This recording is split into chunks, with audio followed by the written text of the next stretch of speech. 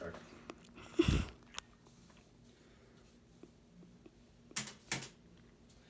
Election year is almost coming up in the United States, and what that means is that many people are going to have to be looking at the leader who they're voting for as leader of the United States and discerning what characteristics or accomplishments they like in them.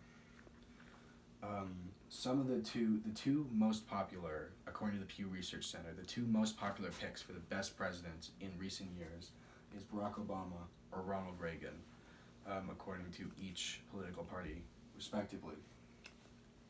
Attributes of these two presidents are what people are going to be looking for in the modern day. They're going to be looking for Reagan's charm or Obama's activeness. They're going to be looking for those characteristics and putting them into the new leaders of the free world. But why do we just have to look at the best presidents? Not even just in our lifetimes, but of all time. The George Washingtons, the Abraham Lincolns. These are the best of the best, but why do we just have to focus on those? Many great presidents gets overshadowed because they just didn't have as many accomplishments. They weren't as great as the greatest presidents of all time. But that doesn't mean we have to just ignore their accomplishments. We can still look at them.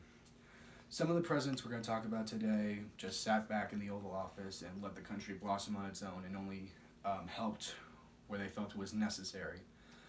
Only helped, get the country in the right direction when it really, really needed it, and just let everybody be on their own.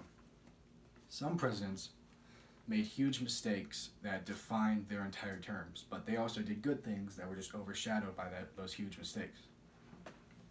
But we can still look at these good, actions, these good characteristics, and apply them to modern day. And one more note before we start: when I say underrated presidents, I'm more talking about attributes and accomplishments rather than entire terms. So with that out of the way, who were the three most underrated presidents in American history? First one we're going to be talking about is James K. Polk. James K. Polk is a very controversial figure to historians because of his role in the Mexican-American War. People blame him for this and think it's an act of aggression on the United States' part because he pushed troops to the border, and when the Mexican troops fought those troops, he declared that it was a war of aggression on their part, when in reality they had no reason to be there in the first place. But he did a lot more than that, and he did a lot of great things for the country. One of the first things that he did was he added more territory to the United States than any president has ever done. He annexed Texas when it became a free country. He took all of this land, which includes California, Nevada, parts of Utah, Arizona, New Mexico, and he settled the Oregon dispute, which got him the Oregon Territory, which included Oregon, obviously, and parts of Montana and Wyoming. Another reason he was a really great president is that he lowered tariffs, which is basically a tax placed on goods that cross the border. He lowered the tax on these from 40% to 25%. In my opinion, I think James K. Polk is a man of great integrity because he promised to do all these things before when he joined the election. When he joined the election, he promised to do all these things and only do them in one single term. And he stuck by that promise. He could have run for re-election, but he chose not to because he promised that he wouldn't. And it was clear that he's a man of great integrity. When he promises something, when he says he's going to do something, he does it. And I think that's what we need to look for in a future leader. Next leader of the free world I want to talk about is Ulysses S. Grant. Many people remember Mr. Grant for his as a general in the Civil War, and he was definitely way more impactful then. But that doesn't mean he didn't have a few shining moments during his presidency. He fought racism and the KKK in the South. This was just after the Civil War ended, so it was really rampant back then.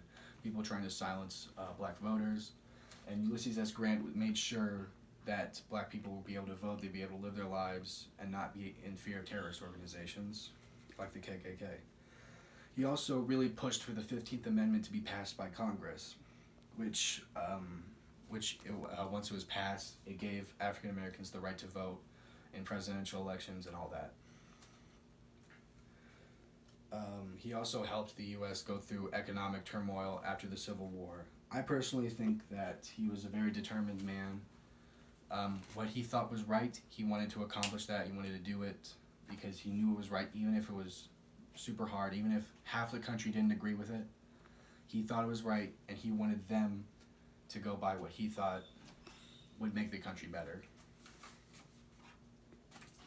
The last president I want to talk about is Lyndon B. Johnson. Lyndon B. Johnson is very disliked for his role in the Vietnam War, and that was a huge mistake on his part.